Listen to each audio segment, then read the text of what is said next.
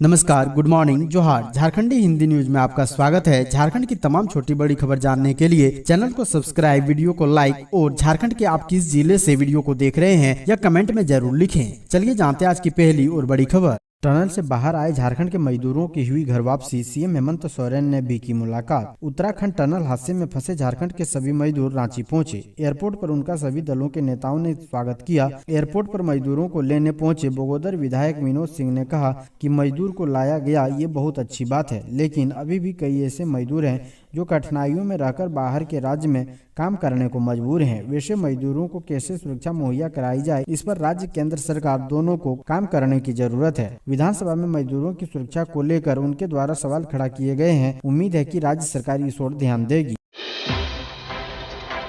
झारखंड के skill development minister का बेटा करेगा चपरासी की नौकरी, सिविल कोर्ट में हुआ सिलेक्शन। झारखंड सरकार के श्रम नियोजन सह प्रशिक्षण एवं कौशल विकास मंत्री सत्यानंद भोक्ता के पुत्र मुकेश कुमार भोक्ता प्यून यानी चपरासी की नौकरी करेंगे।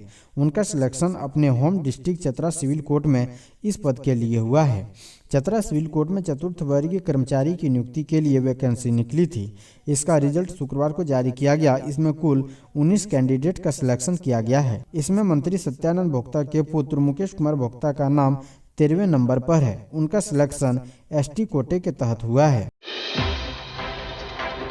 कहाँ गए 17 लाख स्टूडेंट के यूनिफॉर्म के पैसे, प्रिंसिपल की सैलरी पर लगेगी रोक। शिक्षा विभाग के निर्देश के बाद भी अब तक राज्य में लगभग आधे बच्चों यानी 17 लाख बच्चों को पोशाक नहीं मिली है, जबकि 5 माह बाद सत्र समाप्त हो जाएगा। बच्चों की पोशाक, जूता, मोजा और स्वेटर के लिए झारखंड शिक्षा परियोजना ने जुलाई में ही राशि दे दी थी। राशि देने के 5 माह बाद भी बच्चों को पोशाक नहीं मिली है। शैक्षणिक सत्र 2023-24 में कुल 34,93,402 बच्चों को पोशाक दी जानी है।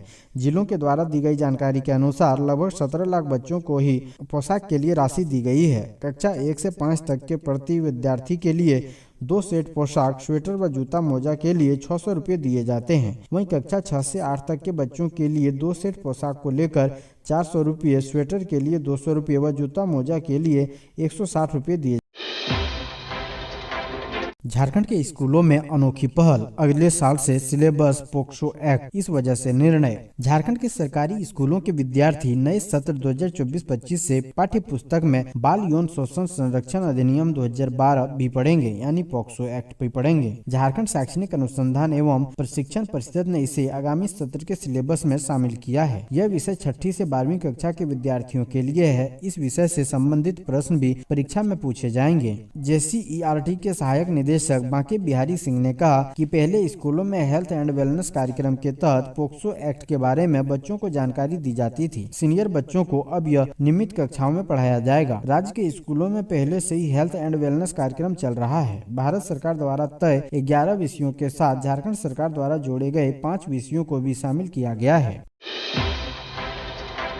दिसंबर शुरू होते ही सर्दी का सितम, बादलों के साथ गिरेगा तापमान, अगले कुछ दिनों का ऐसा अनुमान। राज्य में इस माह कड़ाके की सर्दी पड़ने की संभावना व्यक्त की जा रही है। दिसंबर के पहले पखवाड़े में मौसम में उतार चढ़ाव बना रहेगा। इस दौरान राजधानी समेत राज्य में बादल छा सकते हैं। राज्य में दिसंबर में सामान्य से अधिक बारिश हो सकती है। ऐसी स्थिति में ठंड भी बढ़ सकती है। देश के उत्तरी हिस्सों में बर्फबारी हो रही है, वहाँ पर मौसम जल्द ही झारखंड को भी प्रभावित करेगा। झारखंड के ऊपर चक्रवाती तूफान से लेकर देश के पश्चिमी उत्तर भाग में आने वाला वेस्टर्न डिस्टरबेंस का भी प्रभाव पड़ेगा।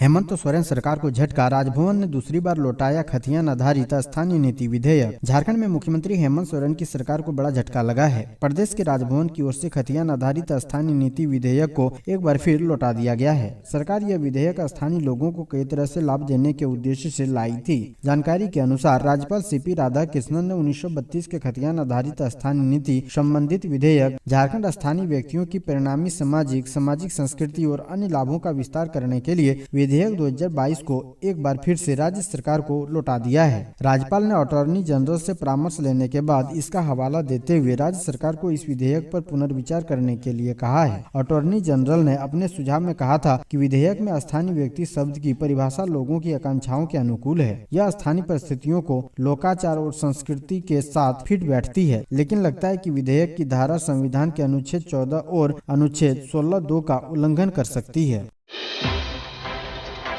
झारखंड में भगवान भरोसे उच्च शिक्षा, विश्वविद्यालयों में बड़ी संख्या में खाली है पद। झारखंड में उच्च शिक्षा भगवान भरोसे चल रहा है। यह हम नहीं बल्कि विश्वविद्यालयों में खाली पड़े पदों की संख्या बता रही है। राजभवन को लेकर आपत्ति जता चुका है। जेपीएससी के माध्यम से सहायक प्रोफेसर की नियुक्ति के लिए पिछले दिनों अभियान भी चलाया गया था। इसके बावजूद कई विभागों में आज भी प्रोफेसर से लेकर सहायक प्रोफेसर की भारी कमी है। बात यहाँ रांची विश्वविद्यालय की करे तो यहाँ 1032 स्वीकृत पदों में 688 शिक्षकों के पद खाली हैं। इसी तरह का हाल हजारीबाग विनोबा भावे विश्वविद्यालय का है, जहां स्वीकृत 597 पदों में से 326 पद खाली हैं। कोल्हान विश्वविद्यालय की बात करें 994 स्वीकृत पद हैं, जिसमें करीब 675 खाली हैं।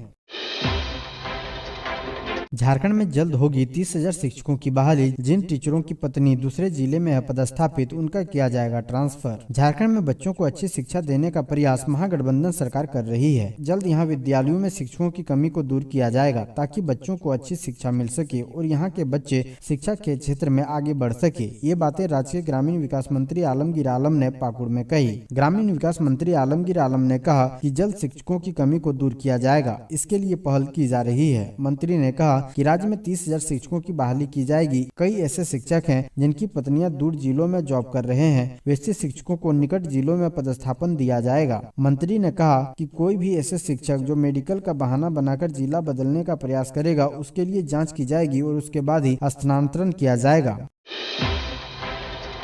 Junior world boxing championship 2023 JSSPS की अमीश किरकट्टा ने सेमीफाइनल में पोलैंड को हराकर फाइनल में बनाई जगह। आर्मेनिया के येरेवन में आयोजित जूनियर वर्ल्ड बॉक्सिंग चैंपियनशिप 2023 में झारखंड की अमीशा किरकट्टा ने फाइनल में जगह बना ली है। किरकट्टा ने बॉक्सिंग चैंपियनशिप के सेमीफाइनल में पोलैंड के बॉक्सर एवं यूरोपियन चैंपियन को हराकर यह सफलता हासिल की है। इसके पहले क्वार्टर फाइनल मुकाबले में मैक्सिको के बॉक्सर को हराकर उन्होंने सेमीफाइनल में अपनी जगह बनाई थी। ज्ञात हो कि बॉक्सिंग चैंपियनशिप का उद्घाटन आर्मेनिया के येरेवन में 23 नवंबर 2023 को किया गया था, जो 4 दिसंबर 2023 तक चलेगा।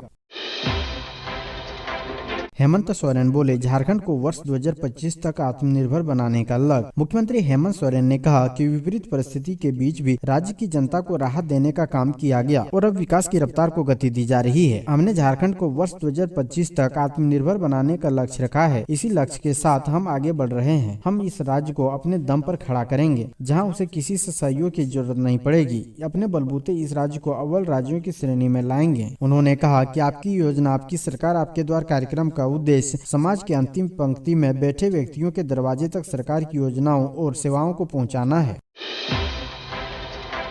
अपराध मुक्त झारखंड चाहिए तो बीजेपी सरकार लाएं, आक्रोश मार्च में बोले बाबूलाल मरांडी। धनबाद में विधायक राज सिन्हा की अगुवाई में आक्रोश मार्च का आयोजन किया गया। इसमें झारखंड के पूर्व सीएम व बीजेपी प्रदेश अध्यक्ष बाबूलाल मरांडी ने सूबे की हेमंत सोरेन सरकार पर जमकर निशाना साधा। जिला मुख्यालय रणधीर वर्मा चौक पर आयोजित आक्रोश मार्च में बाबूलाल मरांडी ने कहा कि राज्य सरकार चाहे तो दुबई में बैठकर संगठित आपराधिक गिरोह चला रहे अपराधियों को एक दिन में झारखंड लाकर जेल भेज सकती है, लेकिन इच्छा शक्ति नहीं है। वर्तमान सरकार में रोज धमकी, रंगदारी, फायरिंग और बमबाजी हो रही है। कोयले की लूट हो रही है और इसका हिस्सा सरकार तक जा रहा है। यही वजह है कि सरकार खामोश है, कोई कार्रवाई नहीं कर रही है। झारखंड में अमन कायम करने के लिए भारतीय जनता पार्टी को सत्ता में लाएं और हेमंत सोरेन को सत्ता से हटाएं। जब तक सरकार नहीं बदलती तब तक बीजेपी का आंदोलन जारी रहेगा।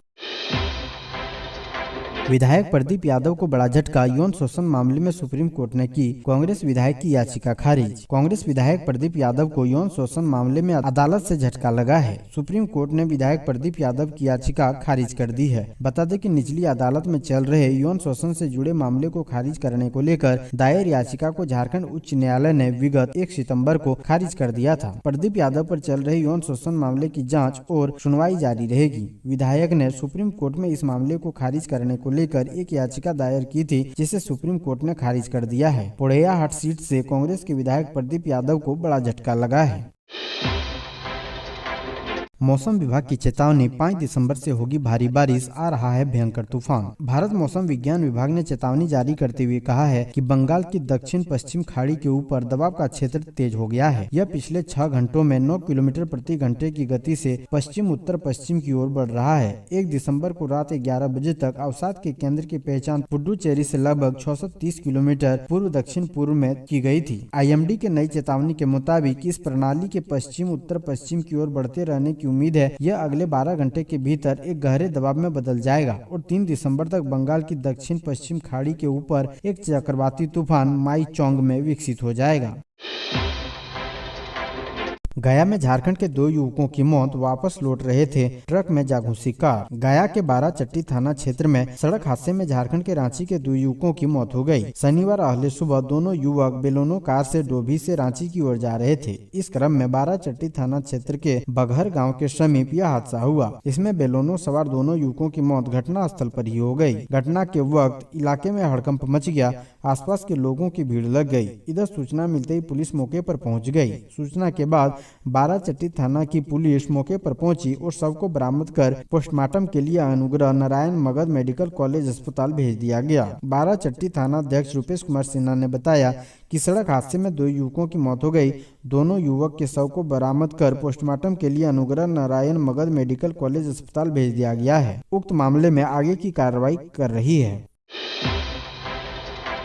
चीन में निमोनिया फैलाने के मद्देनजर झारखंड ने अस्पतालों को सतर्कता बरतने का दिया निर्देश। चीन में रहस्यमय निमोनिया फैलने के मद्देनजर झारखंड सरकार ने अपने अस्पतालों को सतर्कता बरतने और श्वसन संबंधी बीमारी के मामलों की निगरानी, निवारक उपाय और परीक्षण करने को कहा है। अधिकारियों ने यह जानकारी दी है। स्वास्थ्य विभाग के अतिरिक्त मुख्य सचिव अरुण कुमार सिंह ने जिला प्रशासन को लिखे पत्र में तैयारी रखने और स्थिति पर लगातार नजर रखने का निर्देश दिया। सिंह ने पत्र में कहा कि हाल के हफ्तों में विशेष रूप उत्तरी चीन के बच्चों में श्वसन संबंधी बीमारी में हुई वृद्धि को देखते हुए आपको ध्यान दिलाया जाता है कि निरंतर निगरानी रखने, मामलों की प्रवृत्ति की निगरानी करने और किसी भी उभरती सार्वजनिक स्वास्थ्य शिविर पर तुरंत प्रतिक्रिया देने की तत्काल आवश्यकता है। झारखंड के खिलाड़ियों ने पुरानी साइकिल से जीता गोल्ड, बनाया नेशनल रिकॉर्ड। खेलगांव के वेलोड्रोम स्टेडियम में चल रहे नेशनल ट्रैक साइकिलिंग चैंपियनशिप में झारखंड के नारायण महतो, विकास उराव और अर्जुन महतो ने पुरानी साइकिलों के साथ स्वर्ण पदक जीता, साथ ही नेशनल रिकॉर्ड भी बनाया।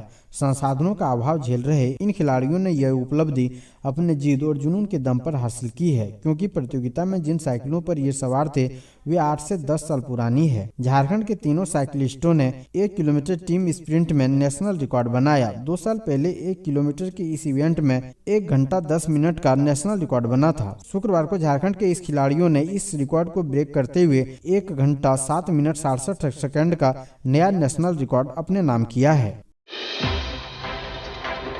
आदिवासी वोट बैंक पर बीजेपी जेएमएम की बढ़ी बेचैनी, गुलाबी ठंड में राजनीतिक सरगर्मी में चढ़ा सियासी पारा। गुलाबी ठंड के बीच राजनीतिक सरगर्मी ने राजनीतिक तापमान को आंच दे दिया है। झारखंड की राजनीति की धुरी संथाल परगना रही है। संथाल परगना की धरती दिशोम गुरु के कारण अवैध दुर्ग झामुमो का बना। इस दुर्ग को भाजपा ने तोड़ा, पहले अटल बिहारी वाजपेयी के समय और दूसरी बार नरेंद्र मोदी के समय। अटल बिहारी वाजपेयी के समय यह सेहरा बाबूलाल के माथे बंधा तो नरेंद्र मोदी के समय रघुवर दास मोर्चा संभाले हुए थे। पीएम मोदी के आने के बाद संथाल परगना में विकास दिखा, एयरपोर्ट और एम्स आया। मुख्यमंत्री हेमंत सोरेन के साथ जब सत्ता की बागडोर आई तो आदिवासी वोट बैंक को समेटने में पहले से ज्यादा प्रखर और मुखर हुए तो भाजपा ने जनजाति दिवस की घोषणा कर आदिवासी समूह को यह बताने की कोशिश किया कि वह न सिर्फ सोचते हैं बल्कि उस दिशा में काम भी करते हैं। आदिवासी और आदिवासी क्षेत्र में लगातार केंद्र सरकार ने विकास की लंबी लकीर खींची। इसमें गोड्डा संसदीय क्षेत्र विकास का एक बड़ा उदाहरण है। यहाँ से पूरे संथाल परगना को साधने की कोशिश की गई। नक्सलियों की साजिश से एक बार फिर नाकाम, 8 किलो का आईईडी बम बरामद, सुरक्षा बलों को ऐसे मिली कामयाबी। पश्चिमी सिंहभूम जिले के गोइलकेरा के मारादेरी के आसपास के जंगली एवं पहाड़ी क्षेत्र में सुरक्षा बलों को निशाना बनाने के लिए नक्सलियों द्वारा पूर्व में लगाए गए 8 केजी का एक आईईडी बम शनिवार को बरामद किया गया है। बरामद आईईडी बम को सुरक्षा के दृष्टिकोण से बम निरोधक दस्ते की सहायता से मौके पर ही नष्ट कर दिया गया है। इस आशय की जानकारी पुलिस अधीक्षक आशुतोष शेखर ने दी है। आपको बता दें कि नक्सलियों के खिलाफ पुलिस का अभियान जारी है। इसी के क्रम में पुलिस को ये कामयाबी मिली है।